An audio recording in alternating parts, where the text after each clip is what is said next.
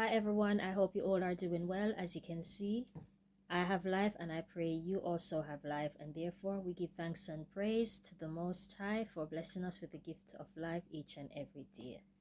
So today you might hear me speak a bit of Patois, Jamaican, and English because it's kind of going to be like a 10 story in a one vibes because it's just bits and pieces here there, but in the end everything is very much connected. It's like putting a puzzle together because as you can see we're living in some very unstable season.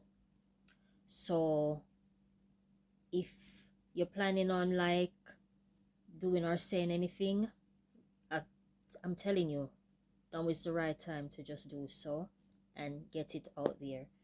And like I will always repeat and say, my message, it might not be for everybody, but I'm sure it will relate and catch who it needs to catch as well. And we just let it flow at the end of the day.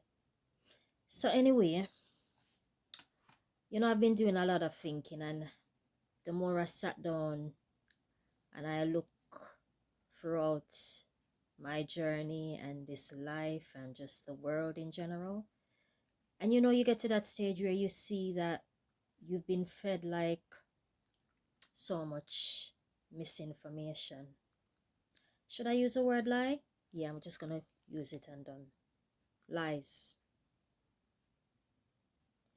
Because at the end of the day, for instance, let me start with topic one first. Family.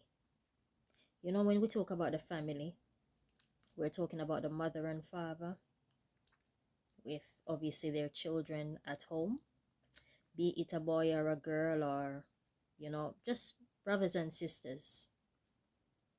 And when you think about the family structure, I would say it is what completes Earth.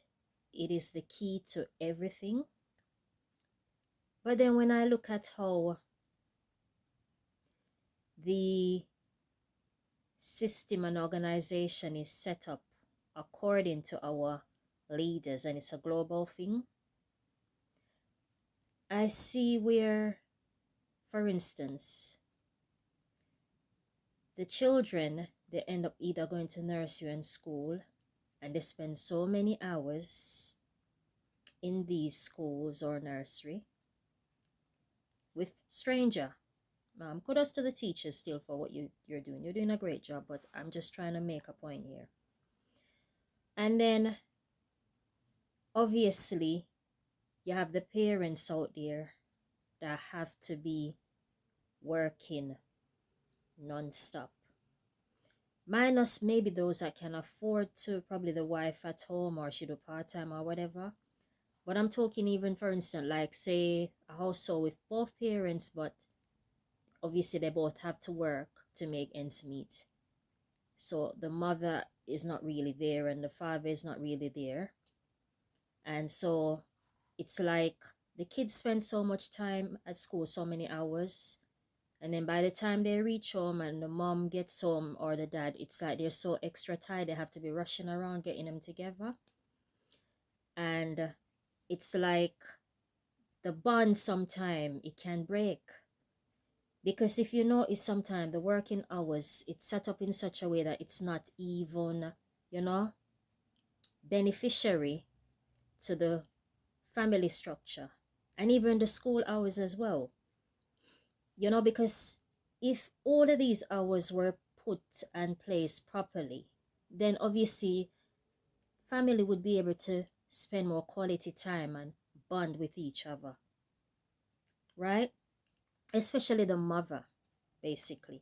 Because yes, I understand that us women will want to have our little independence, at least have something for ourselves in terms of maybe work or skill or whatever. But at the same time, I would like to imagine or think maybe that if you was to ask a lot of the mothers, like, how would you rather work these long hours and your kids be stuck at school and nursery all day? I'm sure they would say, okay, can we probably balance it so we're able to be at home to spend more time with our children? And some people will probably be sarcastic and say like, well, you can't have it both ways, but that's a lie, because obviously this is why I come and say those that were setting up the hours and the time and everything, because God created everything perfectly. It is human being come, wicked ones, and set up some system and organization that is not beneficiary to the family structure. They would have thought about the children and the parents.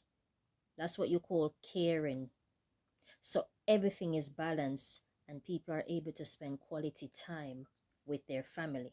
Vice versa, if you were to ask the children as well, how would you like, you know, to either spend more time with your parents, your mom at home, or, be at school with your teachers and your friends playing?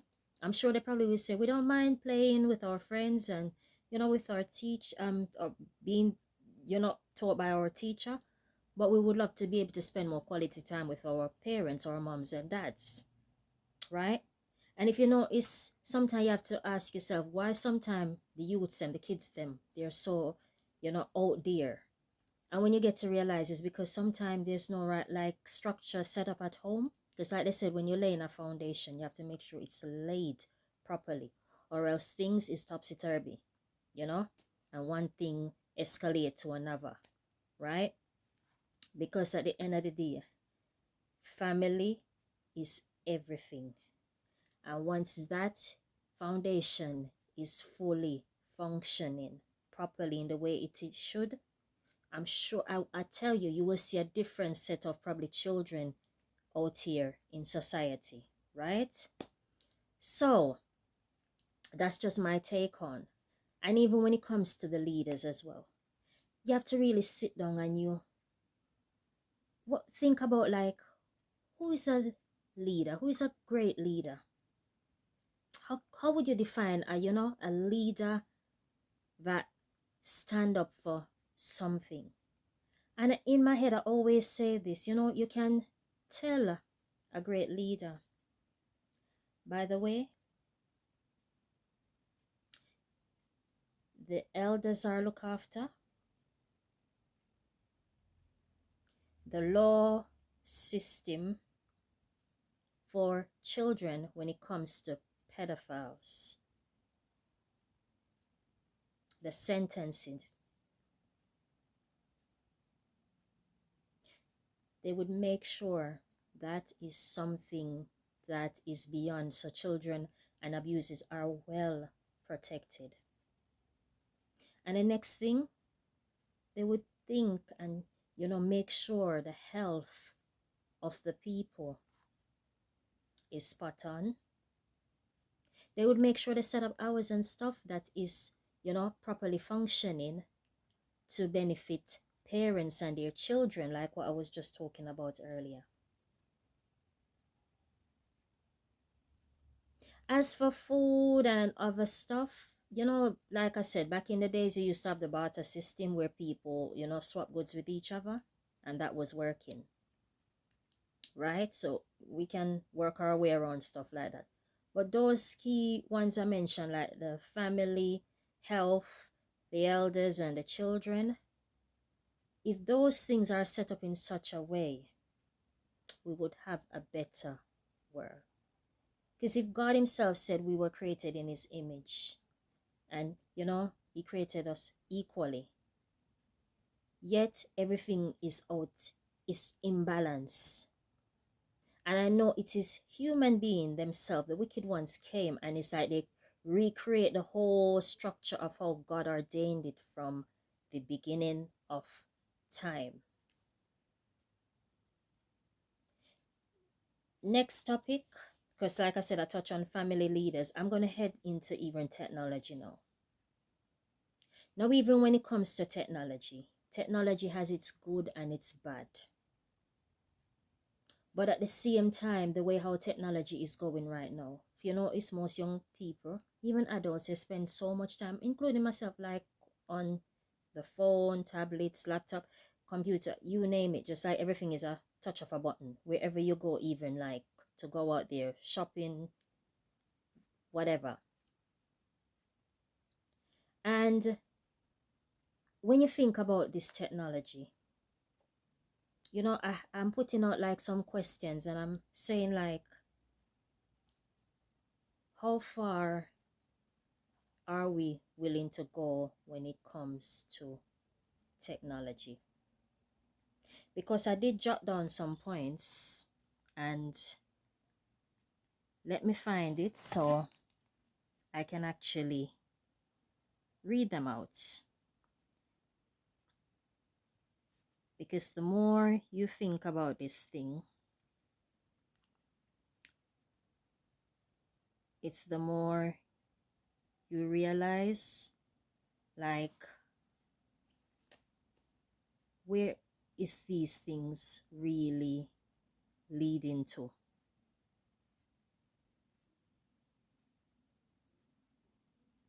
Because there's enough division going on, as you can see already.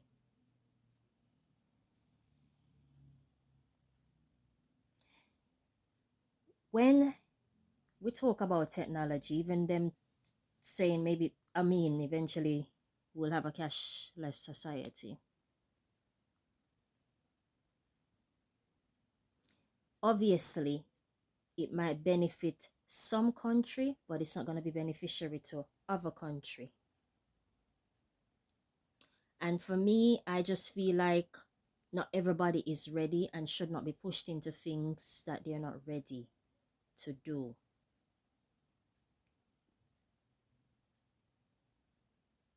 I use this analysis when I was saying, like, for instance, what is beneficial to your country, it might not be good for the next person country, but obviously people can catch up in the end. It's like two parents have two 1 year olds and say parent A, 1 year old, they're walking. Parent B, 1 year old, they just start learning to crawl. Is parent A gonna go and start forcing parent B child to start walking? But I tell you something, when parent B child reached the age of 2, that's when they started walking. But maybe people would have started judging and questioning like, oh, but they should be walking already, da da da da. But they only chose to walk at the age of 2.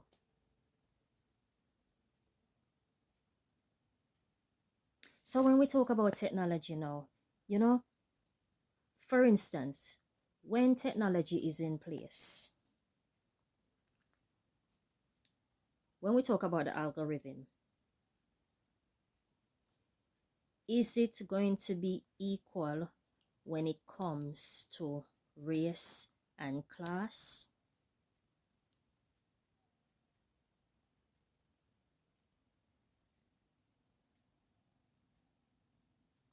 And the thing is this, they tell you, the leaders, systems, they say, go to school, go to college, go to university, get a skill.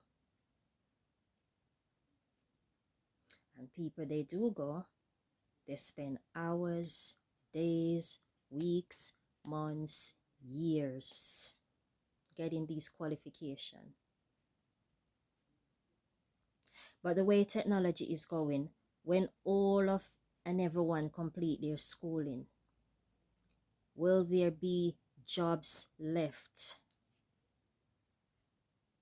for people to do? Because it's all well and good for us to have this easy life where touch of a button, a click of a, and technology help us, fine. But obviously that's us probably even going to end up losing that interaction which is happening already with each other.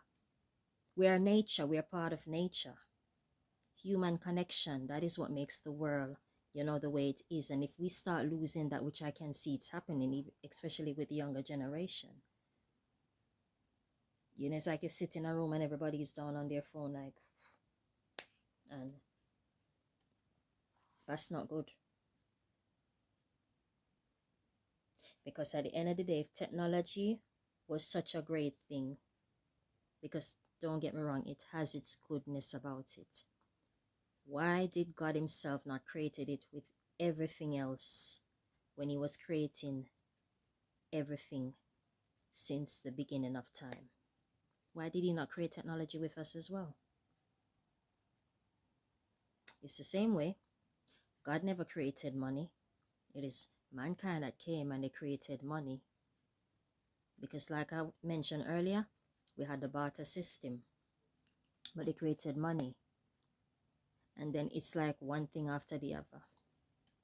And then you realize that you have a set of human being upon this earth. It's like they're just hell-bent on just dividing and destroying everything, that was meant for everyone to live and prosper. Because as you can see, many of us out here, we're just surviving instead of living. And for me, I tell you this, if you're not part of the billionaire club or the trillionaire club, should I mention the millionaire? No, actually, let me leave the millionaire over there. Say the trillionaire billionaire club.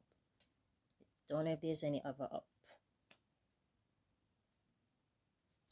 You are on the plantation like every one of us. You're on the plantation like everybody else. Yep, believe it or not. And those who understand plantation, talking about colonial days, slavery, you will know. And people are working hard too. But yet you have some of these leaders, when they're ready, they come out when people are saying, but why are we not getting anywhere? They tell you, oh, work harder, do this, do that. But it's not working. It might work for somebody, it's not working for all. And everybody, as I said all the time, cannot be the lawyers, doctors, judges, bankers, business people, politicians, religious leader. No, everybody can't be the same. Some people have to take on lower job, and no job is low. I'm just, categorizing. And when I say this, I'm talking like those out there, maybe in the, fast food, and those that are cleaners, and those that are carers. Not to mention you have those that, decide to stay at home to, be with their kids or one of their adult loved one to look after them because maybe they have an illness or whatever. And people have to make sacrifices to balance out everything, because if everybody end up doing the same thing, it just would not be feasible. It's just not going to work. So everybody do make sacrifices. But at the same time, like they said, if you're not in certain job, you cannot get the same pay as that one over there. And then you have to ask the question, why is that? It's just like I will always even say this thing. Why is healthcare not free? Why is education not free? You tell me. Because people love to talk and say, oh, the world is being overpopulated. Oh, there's not enough. But I tell you something, that's not true. Because one born, one die. One born, one die. And the fear mongering starts. And it's just a little small bunch of people, percentage of them, that is causing chaos in this world.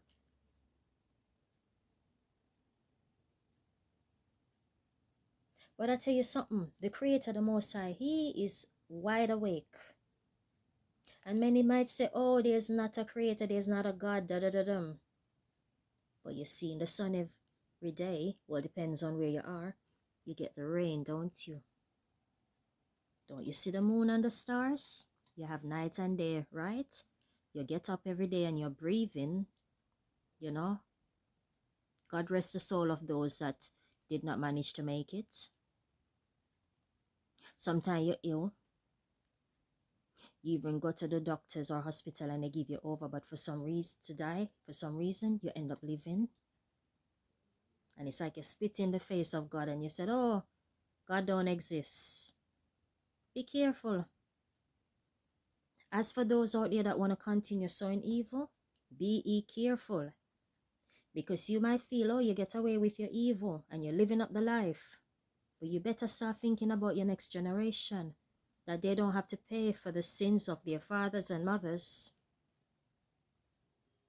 The struggle out here is real. It is very much real. And people are trying to do the best that they can. But I believe that like life, we should all be living and enjoying life, not just some. instead of surviving. So why can everything not be balanced? What is the problem? What is the problem? This greed and this selfishness, you know, and confusion that is just swooping into the lives of people, swooping into the homes of people, breaking up family, breaking up relationships, breaking up everything that God had created naturally into madness, chaos. Like, come on, how far? And people are getting fed up because, like the saying go, you people out there, you know yourself that are doing the evil, you can fool some, but you cannot fool everybody. And in the movies, the heroes, heroine, they always become unalive, unfortunately. But they are also reborn, and they keep reborning. Because as long as the Almighty is still seated on that throne, spirit, evil can and will never prevail. Ever. And fear has its time when it creeps up on all of us, all of us. But I tell you something, when the time is right, that fear will disappear. Because at some point in your life, you have to make that decision that you have to stand for something. So you don't fall for any and anything. Because it's about you leaving a legacy and footprints for those to follow in a positive light.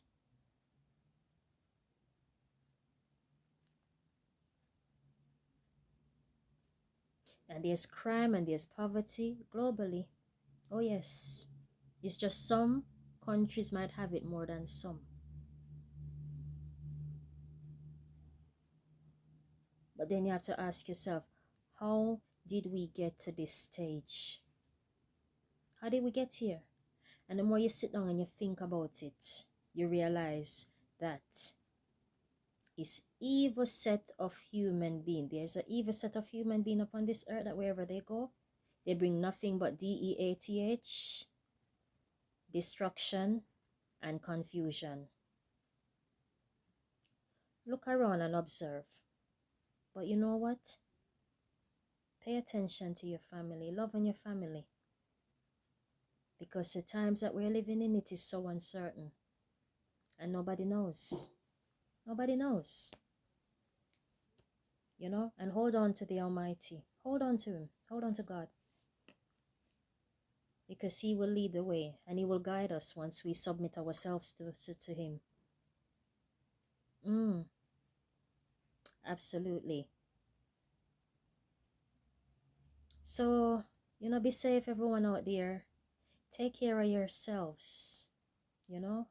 Continue praying, continue meditating, continue trusting, you know, trusting your love for your loved ones. Because the way how things are going, it's hard to even trust any and anybody out there in these times. Especially the leaders, because there's so much betrayal going on, you know, behind our backs and right in front of our faces. And it's like nobody can even speak out now, because it's like for you to speak out, you end up lose your job. You end up, you know, being pushed aside. But for how long? Because in the end, truth will prevail, and the truth shall set everyone free. And everyone needs to keep this in mind as well. You might feel that you're free and you're getting on with life and things are working out for you, but nobody is free until everybody is free. So remember that as well, because nobody knows, with, you know, the way things are, what can come knocking at your door. I wish and pray good for you, but at the same time, you know, we have to learn to think about others as well. We can't just live and just want to be selfish. You understand? But people out there, stay blessed, stay beautiful, you know, do the best you can. And like the saying goes as well, when you know better, you do better, you know. And do not forget, drink up your water.